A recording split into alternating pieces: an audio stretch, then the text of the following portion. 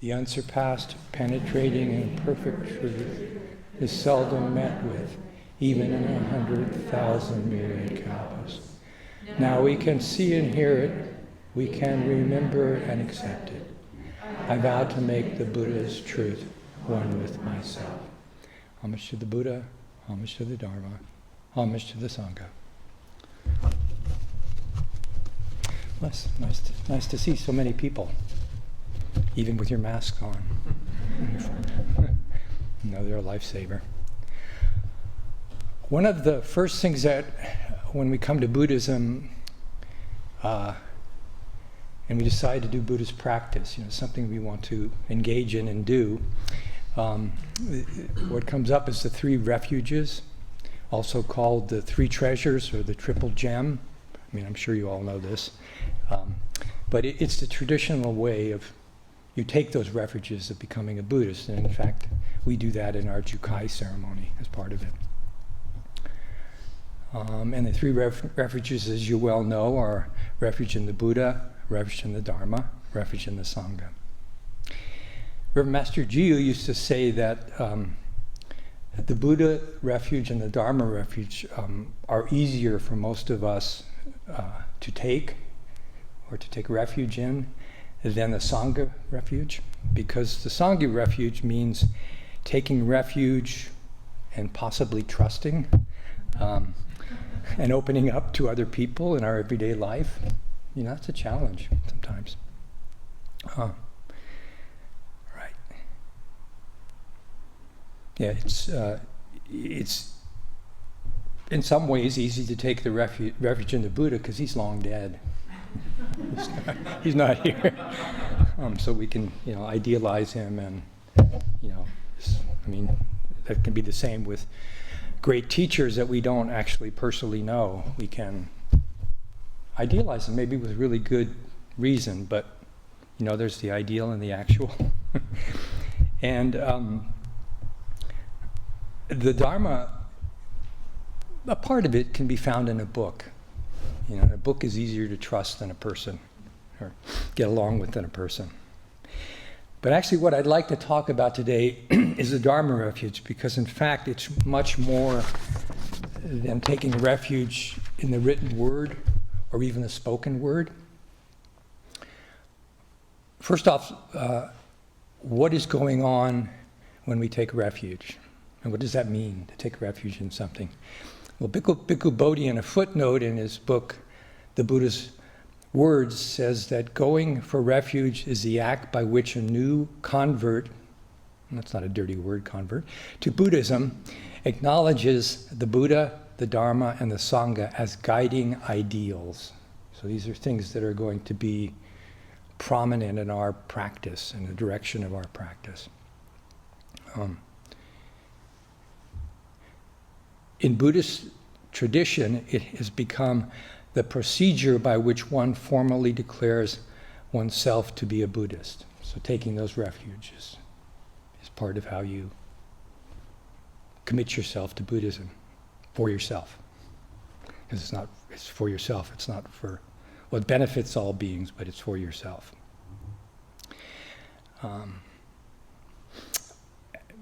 Having not been very good with words in my younger life, I now like to check out the dictionary for words definition. I couldn't read as a kid, and thankfully I'm no longer intimidated by that, and I can stumble through. So I think it was the Webster Dictionary I looked in. So it says refuge means to shelter or protection from danger and difficulty. I'd like to add that refuge in Buddhism is also shelter and protection from suffering. The whole point of the Buddha's teaching is to help us be liberated from suffering. That's the point of it. Pretty straightforward. Dharma is a Sanskrit word, okay, and we tend to use that in the Mahayana. Dhamma, if I'm pronouncing that correctly, is the Pali word, and that's used in the Theravada, but they both mean Dharma. And for the in this talk, I'm going to use the word Dharma, because that's what we tend to use, and I found it easier to pronounce. In the Seeker's Glossary of Buddhism, which is a really good Buddhist reference dictionary for all kinds of Buddhist terms, Dharma is defined as the teachings of the Buddha. That's number one. Number two, law or doctrine. 3, things, events, and phenomena. In Zen is Eternal Life, at the back in the glossary, Dharma is explained as number 1, law, truth, the teachings of the Buddhas and ancestors, and 2, the Dharma is the medicine for all suffering as it teaches the way to transcend greed, hate, and delusion. If I remember correctly, the Buddha didn't invent the word Dharma. Okay, it was a word that was used in Indian culture at that time, and I think that it referred to law. That was the meaning of it. And so, Buddha did this with other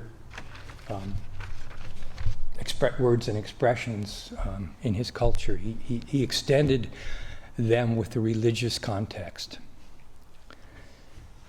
The Buddha, as we know, taught for 50 years all over northern India. I had the great fortune to go there years ago to some of the places he taught and where he was enlightened, where he was born, where he died. Over those 50 years, he taught to many different audiences. Sometimes it was just an audience of one. Sometimes it was an ascetic who was doing dog practice. They were, acting like a dog. They ate out of a bowl. They crawled on the ground, but they wanted teaching. So he taught to many different audiences, and all of his disciples were not always with him as he traveled, because he had more and more disciples, and he also sent them out to teach.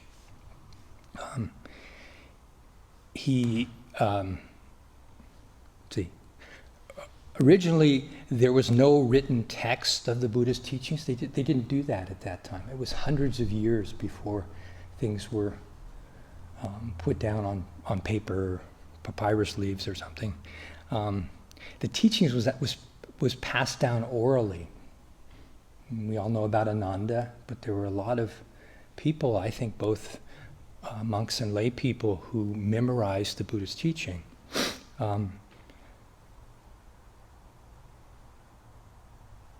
It's said by some people that actually passing things down orally is more accurate than passing down the written word, because when you pass something down orally, you have to pay attention. You really, something like this, they would really commit to memory. I'm sure there were, changes in a word here or there, whatever, but there was real care taken. Right. And today, fortunately, I think, because I don't know how I'd do with passing things down orally, we have many, many books on Buddhism. Different translations of the Pali Canon, different translations of the Heart Sutra. All kinds of stuff. It wasn't there when I started 50 years ago. And I'm grateful for all the Buddhist translators and scholars who have given us volumes of the Buddha's teaching, Buddhist writings, and scriptures. We're really fortunate to have those now. And I think, with books in general, we have to be selective. There are better translations than others. There's sometimes people inject a lot of opinions into something that they write, but I leave that to you. So, as I said, the Buddhas spoke the Dharma to many different people, individuals and in groups. His purpose was always the same. It was to liberate beings from suffering. The expression of this purpose varied, though, according to who he was talking to, the difficulties that they were experiencing, and their capacity to be able to hear the teaching, because we have different capacities at different points of our lives, depending on what we're going through, what we're dealing with. It's not a question of, better or worse. It's just our capacities are a little different. The Buddha was very practical. He wasn't into erudition, although I'm sure he was a very intelligent man. The teachings that the Buddha left us with are rich and varied.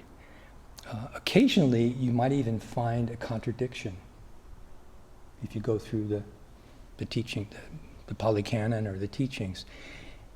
And that's just because he talked to different people at different time about different things, and he gave different advice. So maybe it's not really a big contradiction.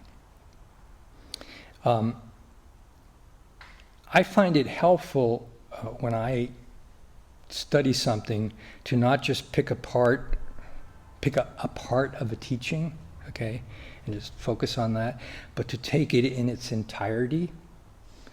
Doesn't mean necessarily that I understand it all, but I'm just, I'm just not grabbing a sentence here and grabbing a sentence there. I'm looking at the whole body of work. Also, sometimes we can gather the context in which the teaching was given. The Kalama Sutra, which some of you may be familiar with in the Pali Canon. The Kalamas were a group of people who lived at the time of the Buddha in India. But the Kalama Sutra, which is his teaching to the Kalamas and their responses, it's often misquoted. People just grab a sentence from it. They love this sentence. It's a long one, so excuse me. But the Buddha said to the Kalamas, he said, "Do not go by oral tradition, by lineage of teaching, by hearsay, by a collection of texts, by logic, by inferential reasoning, by reasoned cognition, by the acceptance of a view after pondering it, by the seeming competence of a speaker, or because you think the ascetic is our teacher." Okay, that's a sentence that actually he repeats to the Kalamas a number of times in that sutra. But there's a lot more that he says. And actually, just in brief, the story with the Kalamas is they lived, I gather, at the edge of a forest where all these ascetics would come through, and they would come in and do an alms round for food, and in turn they would give a talk, because that's bigger than the Buddhist tradition, that way of teachings being offered. But it appeared that all the ascetics just totally confused them, because each one of them said that they had the right teaching, the right Dharma, and they should forget about all the others. And they kind of and they contradicted each other. Okay, that's the main point. So they had heard about the Buddha, this very wise person, and they thought, well, maybe he'll come by and he'll set us straight. Well, he came by, lucky for them, but he didn't go about setting them straight. What he did is he presented to them all these different situations and, the possible karmic consequences of acting in one way or another way, and what do they think is a good thing to do? Okay, so as a consequence, the Kalamas realized how good of a teacher this was, and end up taking refuge in the Buddha, becoming his disciples. But it's not just that one sentence. The Kalamas were very earnest, religious people who were trying to find a teaching that made sense, and they found it. Okay. Yeah, because that longer sentence that I read often gets abbreviated as, "Don't believe things simply because I say them." And that's a real abbreviation. Okay. All right. So, as I say, the Buddha gave us a lot more teaching in this sutra. It's not a really long sutra, easy to find if you're interested. And I think it really helps to read the whole sutra. For somebody like me, I've got to read it a number of times before I, understand what's being said. Excuse me a second.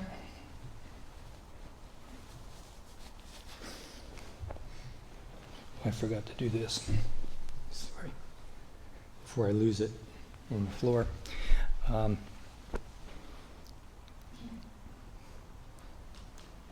So I feel it's really good when we read the Dharma to, read the whole thing over time, and if we can glean a context to maybe do that.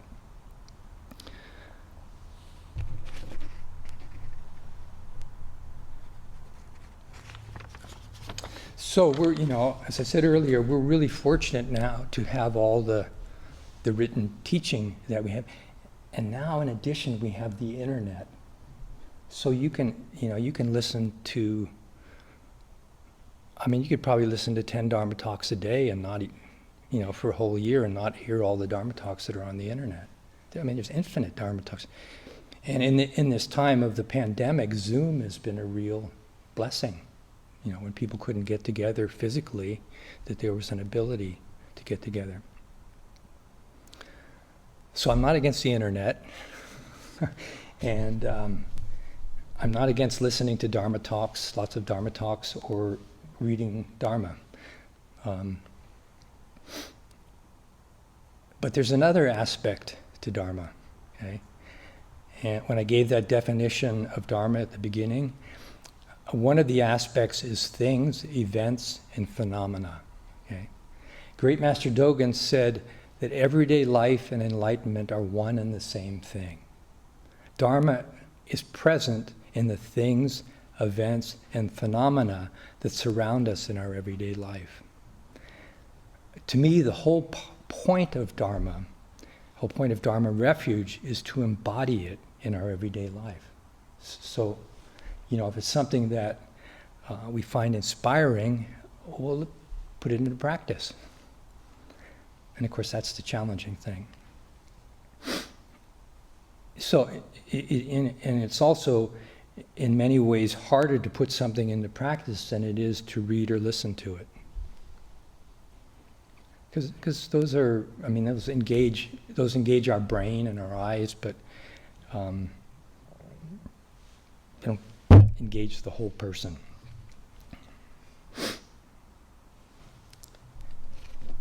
Yeah, and it seems to me that the real point of Dharma Refuge is to practice and apply it to our everyday life. Otherwise, we're just intellectualizing.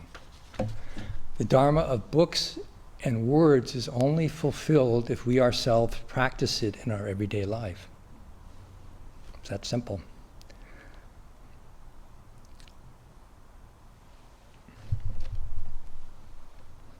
Where did I have that?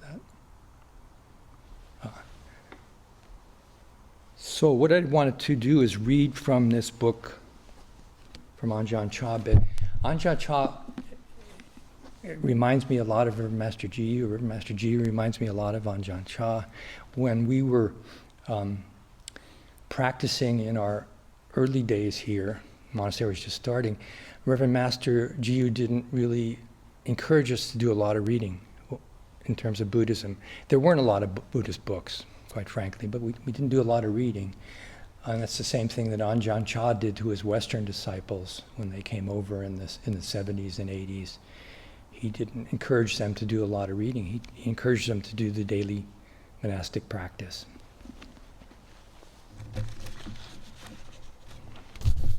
I think I lost a page there somewhere, but that's okay. So this is Food for the Heart by Ajahn Chah. It's collected teachings of Ajahn Chah. Ajahn Chah didn't write anything down. He just spoke the Dharma. And in this book, and I'm of course going to be just picking parts of this teaching that he gave. So if it's something that appeals to you or you'd like to know more about, I encourage you. The book is very gettable and maybe on the internet, I don't know.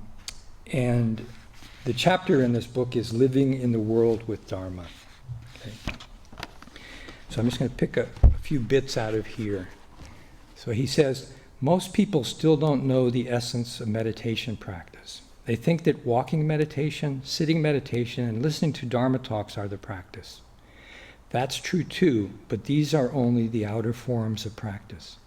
The real practice takes place when the mind encounters a sense object. So it's that phenomena, those things, those events of our everyday life. That's the real practice. That's the practice to practice where sense contact occurs. When people say things we don't like, there's resentment. If they say things we like, we experience pleasure. Now, this is the place to practice. How are we going to practice with these things? This is the crucial point. If we run around chasing after happiness and running away from suffering, we can practice until the day we die and never see the Dharma. When pleasure and pain arise, how are we going to see the Dharma to be free of them? This is the point of practice. Usually, when people encounter something disagreeable, they don't open up to it. When people are criticized, for example, they may respond with, "Don't bother me. Why blame me?" This is the response of someone who's closed themselves off. Right there is the place to practice. When people criticize us, we should listen. Are they speaking the truth? We should be open and consider what they say. Maybe there is a point to what they say. Perhaps there is something blameworthy within us. They may be right, and yet we immediately take offense. When people point out our faults, we should feel grateful and strive to improve ourselves. This is how intelligent people will practice. Where there is confusion is where peace can arise. When confusion is penetrated with understanding, what remains is peace. Whether you are standing, sitting, or walking about, you can always study the things around you.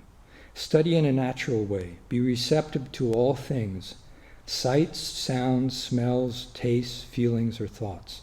The wise person considers them. In the real practice, we come to the point where there are no longer any concerns weighing on our mind. I long to be there. The practice of Dharma isn't something you have to run around for or exhaust yourself over. Just look at the feelings that arise in your mind. When the eyes see forms, ears hear sounds, nose smells odors, and so on, they all come to this one mind, the one who knows. One more bit here. The value of Dharma isn't to be found in books. Those are just the external appearances of Dharma. They're not the realization of Dharma as a personal experience. If you realize the Dharma, you realize your own mind. You see the truth there. When the truth becomes apparent, it cuts off the stream of delusion. The truth itself created the truth. Did the Buddha create it? No, he didn't. The Buddha only discovered the truth, the way things are, and then he set out to declare it. The truth is constantly true, whether a Buddha arises in the world or not. The Buddha only owns the Dharma in this sense. He didn't actually create it. It's been here all the time. Previously, however, no one had searched for it and found this truth. The Buddha was the one who searched for and found the deathless, and then taught it as the Dharma. He didn't invent it. At some time, the truth is illuminated and the practice of the Dharma flourishes. As time goes on and generations pass, the practice degenerates until the teachings fade away completely. After a time, the teachings are rediscovered and flourish once more. As time goes on, the adherents of the Dharma multiply. Prosperity sets in, and once more the teachings succumb to the darkness of the world. Once more they degenerate until such a time as they can no longer hold ground. Confusion reigns once more. Then it is time, thankfully, to reestablish the truth. In fact, the truth doesn't go anywhere. When the Buddhas pass away, the Dharma doesn't disappear with them. So it's just kind of a, I don't know, Ajahn Chah, I think, just really believed in the everyday practice of the Dharma in our lives, in our in our work, in our interchanges with people, the way we treat each other, our families, our children, our pets, our environment. You know, this is all the practice of the Dharma, and it's right in front of us. Okay. Reverend Master Jiyu, before she died, said over and over again to us. She said, "You have to get along when I'm gone." Or you need, actually, I think what she said is, "You need to get along when I'm gone." Obviously, there was some not getting along going on at that point in time. And she was very compassionate, and realized that we're all a work in progress, and it takes time. But I don't know. I think if we say we love the Dharma, because people say that, and I think it's a wonderful thing to say, then we have to love the Dharma of our everyday life. We have to love the situation and the person that we're not getting along with, and the difficulties as well as the good times, because life goes up and down, okay? But actually the Dharma is constant. And it's not only constant, it's unconditional. And it won't fail you. But it isn't like, you read it in a book and it's magic, and then you just, oh yeah, I know what to do now. I mean, you can get inspired by a book, a teacher. You can get, you can find answers to your questions, and possibly these will help you. And then there's the down and dirty work of applying it to our everyday life in all kinds of situations. And all of us, we run into difficult situations, and we're more skillful at this than at that. And what the Dharma is about is learning to bring that skillfulness into all the situations, and just keep working on them. Because when you keep working on things, at some point you're going to most likely bust through, and you don't even know how or when necessarily, but it's different. You don't have that weight of suffering pulling you down, because we're the ones with the weight of suffering on our back, and we're dragging it around, and people can say to us, "Isn't that awful heavy?"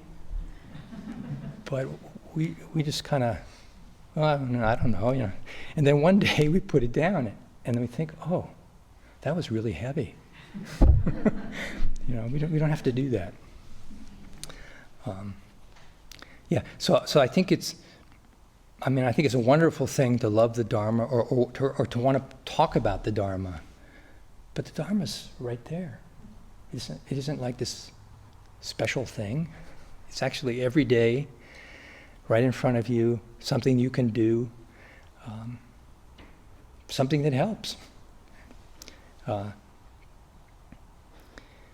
In the Mahayana, in fact, in our teachings that are handed down from Great Master Dogen, he says that wisdom in Buddhism is generosity, kindness and compassion, skillful means, and sympathy and empathy with beings. That's what wisdom is. So I got to believe that's what Dharma is, because Dharma is wisdom. Okay? And actually, that teaching is taken from a teaching of the Buddha that's called the embracing of the way in which we embrace beings. Because if we really want to practice the Dharma, we have to embrace it all. Okay? And yeah, we do that bit by bit, and that's fine. But just keep that in mind. Yeah, and I think what we find is an unshakable truth with the Dharma, if we're really willing to get in there and do the work. Because we can. And everything is teaching us. It always was, always will be. And we just have to open our eyes and say, oh yeah, that's the Dharma, it's teaching me. I can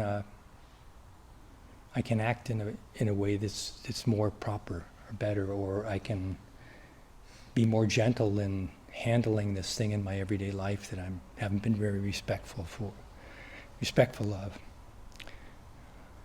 And it's wonderful to read the Dharma. I mean, as the years have gone on, I've tried to educate myself in my little way more and more with reading more Dharma, and then I go through periods where I don't actually read much, and then I think, no, I better get back to reading some, because you can really, there's a lot of really helpful information there that can help us in our everyday practice and help enlighten us. So thank you.